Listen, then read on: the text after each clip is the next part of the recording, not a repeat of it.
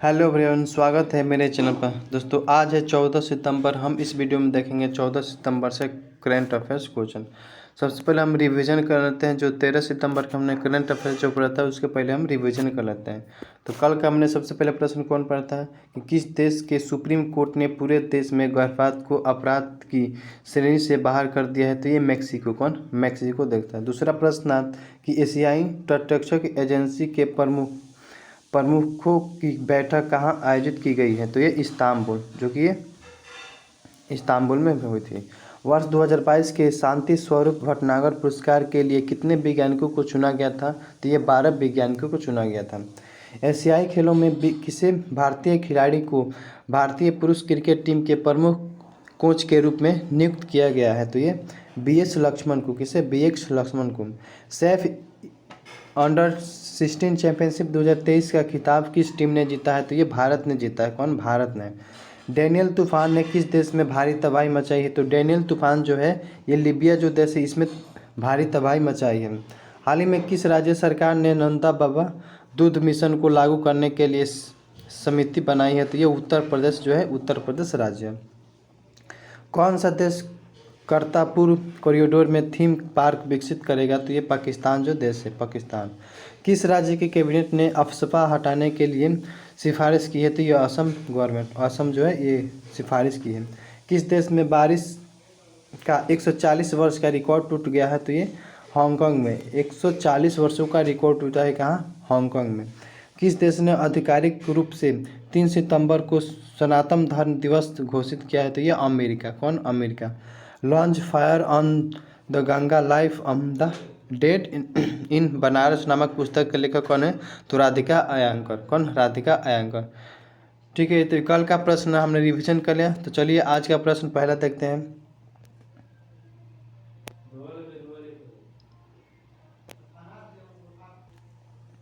दोस्तों मेरे चैनल को अभी तक सब्सक्राइब नहीं किया तो सब्सक्राइब कर लीजिए, क्योंकि मैं इस चैनल पर डेली आपको करंट अफेयर्स और जीके के क्वेश्चन कराता हूँ। ठीक है, तो पहला आज का प्रश्न है कि हाल ही में भारत ने किस देश के साथ ऊर्जा डिजिटलीकरण और निवेश के क्षेत्रों में समझौता ज्ञापन हस्ताक्षर किए हैं। तो ये सऊदी अरब के साथ। कौन? सऊदी अरब के साथ। आइए सऊदी अरब के बारे में समझते हैं। जो भारत ने सऊदी अरब के साथ ऊर्जा डिजिटीकरण और निवेश के क्षेत्र में समझौता ज्ञापन पर हस्ताक्षर किया है। प्रधानमंत्री नरेंद्र मोदी ने नई दिल्ली में क्राउन प्रिंस और सऊदी अरब के प्रधानमंत्री प्रिंस मोहम्मद बिन सलमान बिन अब्दुल अजीज अल सऊद के साथ द्विपक्षीय और प्रतिनिधिमंडल स्तर की वार्ता की है। भारत सऊदी अरब का दूसरा सबसे बड़ा व्यापार भागीदारी है। सऊदी अरब भारत का चौथा सबसे बड़ा व्यापारी भागीदारी है। तो सऊदी अरब की राजधानी रियाद है और यहाँ के मुद्रा कौन है? रियाल है। और प्रधानमंत्री मोहम्मद बिन सलमान अल सऊद। ठीक है, यहाँ के प्रधानमंत्री का नाम है मोहम्मद बिन सलमान अल सऊद। ठीक है, दूसरा नंबर प्रश्न है कि हाल ही में भारत यूके आर्थिक और वित्तीय वार्ता का कौन सा संस्करण नई दिल्ली में आयोजित किया गया है। तो ये 12वां संस्करण था। कौन? 12वां संस्करण। इसका राइट आंसर ए हो जाएगा। ठीक है, 12वां संस्करण था। भारत ब्रिटेन 12वीं आर्थिक और वित्तीय वार्ता नई दिल्ली में आयोजित हुई है। भारत और यूनाइटेड किंगडम ने वित्तीय सेवाओं पर अपने सहयोग गहरा करने की प्रतिबद्धता की पुष्टि की है। इस वार्ता का मुख्य फोकस भारत और यूके के बीच ज्ञान के आदान प्रदान, सहयोग और समर्थन को बढ़ाना था। इस दौरान दोनों पक्ष व्यापक आर्थिक और बहुपक्षीय मुद्दों पर आपसी सहयोग बढ़ाने पर भी सहमत हुए। इसके साथ ही दोनों देशों ने Bharat UK infrastructure finance bridge की भी घोषणा की है। ठीक है, यूके यहाँ पे यूरोप महाद्वीप में पड़ता है। यूके की राजधानी क्या है? तो लंदन है। जो लंदन ये टेम्स नदी किनारे बसा है। लंदन जो है ये टेम्स नदी किनारे बसा है। और लंदन का मुद्रा क्या है? तो पाउंड स्टर्लिंग है। और लंदन के प्रधानमंत्री का नाम क्या है? तो ये भारतीय मूल का नाम है, जिनका ऋषि सुनक नाम है। क्या? ऋषि सुनक। ठीक है, तीसरा नंबर सवाल है कि किस स्थान पर सीमा सड़क संगठन BRO ने रोड ऑर्गेनाइजेशन द्वारा दुनिया के सबसे ऊंचे फाइटर एयरफील्ड का विकास किया है। तो ये लद्दाख में, जो कि लद्दाख में, ठीक है, लद्दाख। भारत द्वारा लद्दाख के न्यूमा में दुनिया का सबसे ऊंचे फाइटर एयरफील्ड का विकास किया जा रहा है। बॉर्डर रोड ऑर्गेनाइजेशन द्वारा तैयार किया जा रहा है। यह एयरफील्ड पूर्वी लद्दाख में स्थित है, जो चीन से मुकाबले के लिए एक महत्वपूर्ण लोकेशन है। इस प्रोजेक्ट को 218 रुपये की लागत से तैयार किया जा रहा है। कितना? 218 करोड़ की लागत से तैयार किया रहा है। लद्दाख जो है एक यूटी है। यहाँ के उपराज्यपाल का नाम है BD मिश्रा। और यहाँ के करंट अफेयर्स समझ लेते हैं। दुनिया की सबसे ऊंची मोटरेबल सड़क जो कि पूर्वी लद्दाख में है। भारत का पहला डार्क स्काई रिजर्व जो है लद्दाख में है। पार्क चिक ग्लेशियर जो कि तेज़ी से पिघल रहा है, ये भी लद्दाख में है। याया तोसा जो कि एक झील है, जो कि लद्दाख का पहला जैव विविधता विरासत स्थल हो गया है। ठीक है। चौथा नंबर सवाल है कि हाल ही में एक दिवसीय क्रिकेट में सबसे तेज 13,000 रन बनाने वाले बल्लेबाज बन गए हैं। तो एक दिवसीय क्रिकेट मैच में 13,000 सबसे तेज रन बनाने वाले बल्लेबाज के नाम है कौन? तो ये विराट कोहली हो गए हैं। कौन? विराट कोहली। ठीक है। विराट कोहली ने एक दिवसीय क्रिकेट में सबसे तेज 13,000 रन बनाए हैं। उन्होंने सचिन तेंदुलकर को 321 पारियों का रिकॉर्ड तोड़ा है। विराट कोहली ने यह उपलब्धि एशिया कप 2023 में भारत और पाकिस्तान के बीच कोलंबो में हुए मैच में हासिल की है। विराट कोहली ने सिर्फ 277 पारियों में 13,000 रन बनाए। साथ ही कोहली अब वनडे में 13,000 रन बनाने का आंकड़ा पार करने वाले 5वें बल्लेबाज बन गए हैं। उनसे पहले 4 थे। कौन कौन? सचिन तेंदुलकर, रिंकी पेंटिंग, सन सूर्या और महल जयवर्धन और उपलब्धि हासिल कर चुके हैं। ठीक है। तो विराट कोहली इसका राइट आंसर हो जाएगा। रोहित शर्मा जो कि इस साल जो IPL हुआ था मुंबई इंडियंस, उसके कप्तान थे। और हार्दिक पांड्या जो है गुजरात के क्या थे? कप्तान थे, जो IPL हुआ था 2023 में। और ये विजेता था शुभम गिल जो है सबसे ज़्यादा IPL में इस साल का रन बनाने वाले ये शुभम गिल है, जिन्हें ऑरेंज कप मिला था। क्या? ऑरेंज कप मिला था। ठीक है।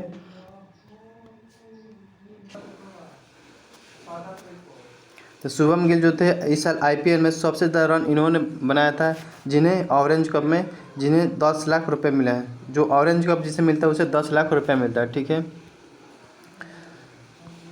5वां नंबर सवाल है कि फीफा बास्केटबॉल विश्व कप 2023 किस देश की टीम ने जीता है? तो फीफा बास्केटबॉल विश्व कप 2023 किस देश ने जीता है? तो ये जर्मनी देश ने। कौन? जर्मनी देश ने। ठीक है। फीफा का फुल फॉर्म होता है इंटरनेशनल बास्केटबॉल फेडरेशन। इसका फुल फॉर्म होता है इंटरनेशनल बास्केटबॉल फेडरेशन।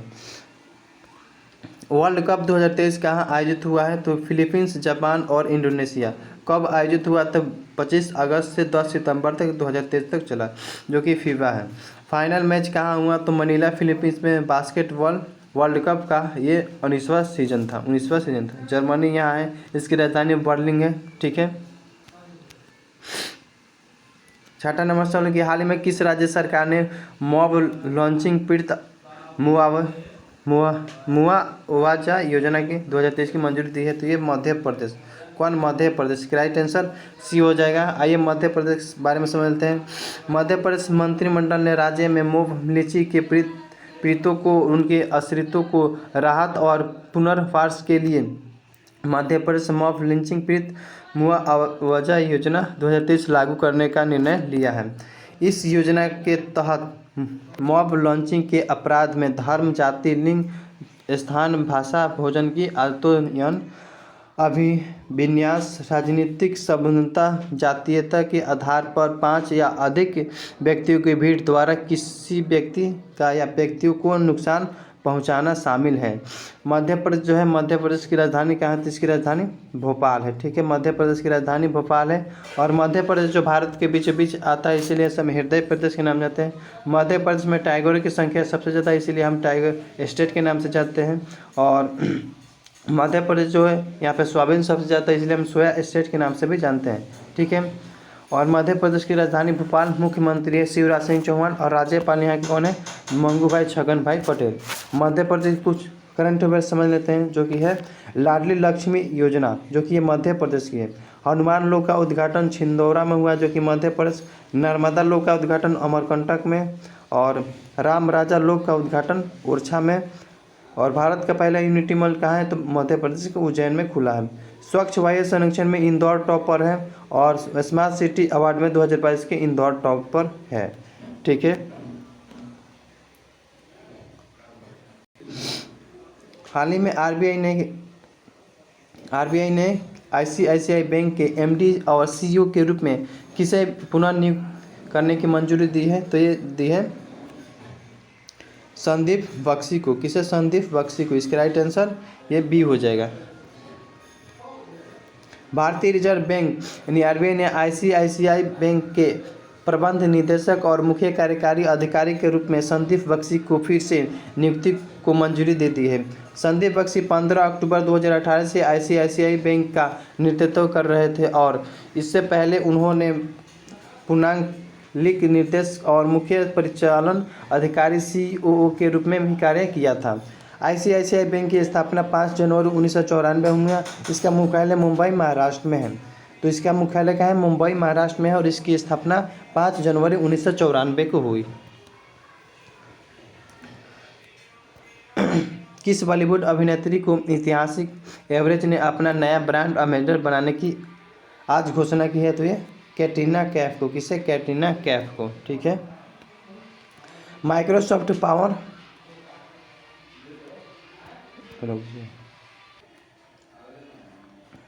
9वां नंबर सवाल है कि माइक्रोसॉफ्ट पावर पॉइंट के सह निर्माता जिसका निधन 76 वर्ष की आयु में हो गया, इनका नाम क्या था? इनके नाम है डेनिस ऑस्टिन।